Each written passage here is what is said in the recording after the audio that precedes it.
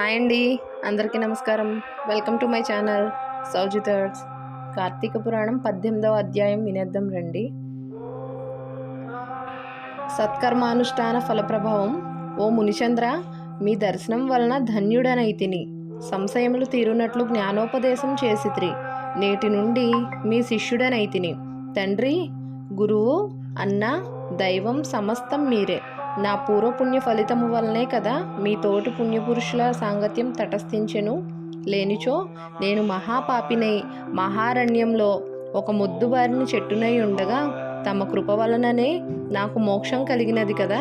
మీ దర్శన భాగ్యం లేని ఎడల ఈ కీకారణ్యంలో తరతరాలుగా చెట్టు రూపంలో ఉండవలసినదే కదా. అట్టి నేనెక్కడ, మీ దర్శన భాగ్యం ఎక్కడ, నాకు సద్గతి ఎక్కడ, పుణ్య ఫలప్రదాయగు ఈ కార్తీక మాసం ఎక్కడ, పాపాత్ముడనగు నేనెక్కడ, ఈ విష్ణాలయమందు ప్రవేశించుటెక్కడ.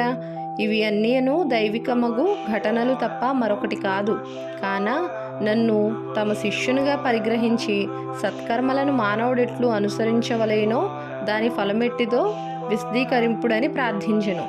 ఓ ధనలోభ, నీవడిగిన ప్రశ్నలన్నీ మంచివే, అవి అందరికీ ఉపయోగార్థమైనట్టివే. కాన వివరించెదను, శ్రద్ధగా ఆలగింపుము. ప్రతి మనుజుడును ఈ శరీరమే సుస్థిరమని నమ్మి జ్ఞానశూన్యుడగుచున్నాడు. ఈ భేదము శరీరమునకే గాని ఆత్మకు లేదు. అట్టి ఆత్మ జ్ఞానము కలుగుటకే సత్కర్మలు చేయవలెనని సకల శాస్త్రములు ఘోషించుచున్నవి.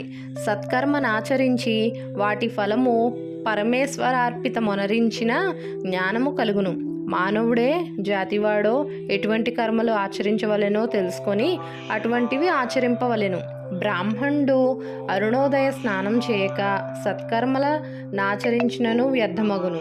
అటులనే కార్తీక మాసమందు సూర్యభగవానుడు తులారాశిలో ప్రవేశించుచుండగాను, వైశాఖ మాసంలో సూర్యుడు మేషరాశిలో ప్రవేశించుచుండగాను, మాఘమాసంలో సూర్యుడు మకర రాశి ఎందుండగాను, అనగా నీ 3 మాసముల ఎందైనను తప్పక నదిలో ప్రాతకాలం స్నానం చేయవలెను. అటుల స్నానం ఆచరించి దేవార్చన చేసిన ఎడల తప్పక వైకుంఠ ప్రాప్తి కలుగును. సూర్య చంద్రగ్రహణ సమయములందును తదితర పుణ్యదినముల యందు స్నానం చేయవచ్చును. ప్రాతకాలాన స్నానం చేసిన మనుజుడు సంధ్యావందనం, సూర్య నమస్కారములు చేయవలెను. అట్లు ఆచరించని వాడు కర్మభ్రష్టుడగును. కార్తీక మాసమందు అరుణోదయ స్నానమాచరించిన వారికి చతుర్విధ పురుషార్థములు సిద్ధించును. కార్తీక మాసంతో సమానమైన మాసం, వేదములతో సరితూగు శాస్త్రం, గంగా గోదావరి నదులకు సమాన తీర్థములు, బ్రాహ్మణులకు సమానమైన జాతీయ భార్యతో సరితూగు సుఖమును, ధర్మముతో సమానమైన మిత్రుడను, శ్రీహరితో సమానమైన దేవుడను లేడని తెలుసుకొనుడు. కార్తీక మాసమందు విద్యుక్త ధర్మంగా స్నానాదులు ఆచరించిన వారు 1,000,000 యాగములు చేసిన ఫలమును పొంది వైకుంఠంనకు పోవుదురు అని అంగీరసుడు చెప్పగా విని మరలా ధనలోభుడిట్లా ప్రశ్నించెను. ఓ మునిశ్రేష్ఠ, చాతుర్మాస్య వ్రతమని చెప్పిత్రే, ఏ కారణం చేత దానిని ఆచరించవలెను? ఇది వరకు ఎవరైనా ఈ వ్రతంను ఆచరించి ఉన్నారా? ఆ వ్రతం యొక్క ఫలితమేమి, విధానమెట్టిది సవిస్తరంగా విశదీకరింపుడని కోరెను.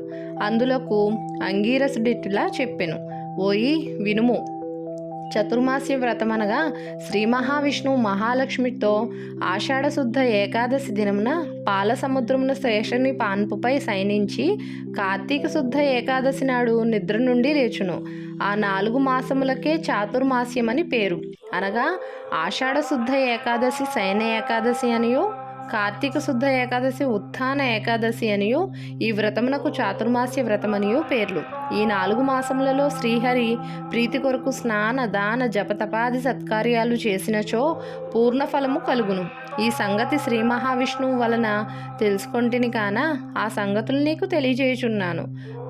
తొలి కృతయుగమున వైకుంఠమందు గరుడ గంధర్వాది దేవతల చేత వేదముల చేత సేవింపబడుచున్న శ్రీమన్నారాయణుడు లక్ష్మీదేవి సమేతుడై సింహాసనమును కూర్చుండి ఉండగా ఆ సమయమున నారద మహర్షి వచ్చి పద్మనేత్రుండును చతుర్బాహుండును కోటి సూర్య ప్రకాశమానుండును అగు శ్రీమన్నారాయణునికి నమస్కరించి ముకుళిత హస్తాలతో నిలబడి ఉండెను. అంతా శ్రీహరి నారదుని గాంచి ఏమీ తెలియని వారి వలె మందహాసంతో ఇట్లనెను, నారదా, నీవు క్షేమమే కదా? త్రిలోక సంచారివైన నీకు తెలియని విషయములు లేవు. మహామునుల సత్కర్మానుష్ఠానములు ఎట్టి విఘ్నములు లేక సాగుచున్నవా? మానవులందరూ దించవారికి విధించబడిన ధర్మములను ఆచరించుచున్నారా? ప్రపంచమున ఏ అరిష్టములు లేక ఉన్నవి కదా అని కుశల ప్రశ్నలు అడిగాను. అంతా నారదుడు శ్రీహరికి ఆదిలక్ష్మికి నమస్కరించి, ఓ దేవా, ఈ జగంబున నీ వెరుగని విషయమును ఏవీ లేవని అయినను నన్ను వచింపుమనటచే విన్నవించుచుంటిని. ప్రపంచమున కొందరు మనుష్యులు మునులు కూడా తమకు విధించిన కర్మలను నిర్వర్తించుట లేదు. వారెట్లు విముక్తులగుదురో ఎరుగలేకున్నాను. కొందరు భుజింగకూడదగిన పదార్థములు భుజించుచున్నారు. కొందరు పుణ్యవ్రతములు చేయుచు అవి పూర్తిగాక మునిపే మధ్యలో మానివేయుచున్నారు. కొందరు సదాచారులుగా, మరికొందరు అహంకార సహితులుగా, పరనింద పరాయణులుగా జీవించుచున్నారు. అట్టి వారిని సత్కృపతో పుణ్యాత్ములను నర్చి రక్షింపమని ప్రార్థించెను. జగన్నాటక సూత్రధారుడైన శ్రీమన్నారాయణుడు కలవరపడి లక్ష్మీదేవితో, గరుడ గంధర్వాది దేవతలతో వేల కొలది మహర్షులున్న భూలోకానికి వచ్చి ముసలి బ్రాహ్మణ రూపంతో ఒంటరిగా తిరుగుచుండెను. ప్రపంచమంతను తన దయా లోకమును వీక్షించి రక్షించుచున్న దామోదరుడు ప్రాణుల భక్తి శ్రద్ధలను పరీక్షించుచుండెను. పుణ్యనదులు పుణ్యాశ్రమములు తిరుగుచుండెను. ఆ విధముగా తిరుగుచున్న భగవంతుని గాంచి కొందరు ముసలివాడని ఎగతాళి చేయుచుండిరి. కొందరు ఈ ముసలివానితో మనకేమి పని అని ఊరకుండిరి. కొందరు గర్విష్ఠులైరి, మరికొందరు కామార్తులై శ్రీహరిని కన్నేతి అయినను చూడకుండిరి.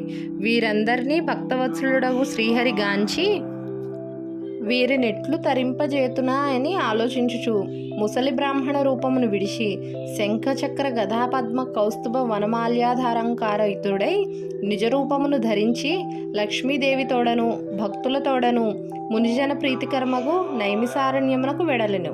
ఆ వనమందు తపస్సు చేసుకొనుచున్న మునిపుంగవులు స్వయంగా తమ ఆశ్రములు కరుదెంచిన సచ్చిదానంద స్వరూపుడగు శ్రీమన్నారాయణుని దర్శించి భక్తి శ్రద్ధలతో ప్రణమిల్లి అంజలి ఘటించి ఆది దైవములకు నా లక్ష్మీనారాయణులు ఇట్లు స్తోత్రము గావించిరి. శ్లోకం: శాంతాకారం భుజగశయనం పద్మనాభం సురేశం విశ్వాకారం గగన సదృశం మేఘవర్ణం శుభాంగం లక్ష్మీకాంతం కమలనయనం యోగి హృద్ధాన్యగమ్యం వందే విష్ణుం భవభయహరం సర్వలోకైకనాథం లక్ష్మీం క్షీరసముద్రరాజతనయాం శ్రీరంగధామేశ్వరీం దాసీభూత సమస్తదేవ వనితం లోకైకదీపాంకురం శ్రీమన్మందకటాక్షలబ్ధ విభవ బ్రహ్మేంద్ర గంగాధరం త్వాంత్రైలోక్య కుటుంబినీం సరసిజం వందే ముకుంద ప్రియాం.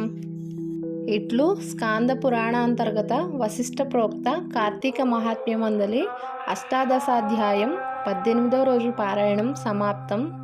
వీడియో కనుక నచ్చితే లైక్ చేయండి, షేర్ చేయండి, కామెంట్ చేయండి, సబ్స్క్రైబ్ చేసుకోండి. ధన్యవాదములు.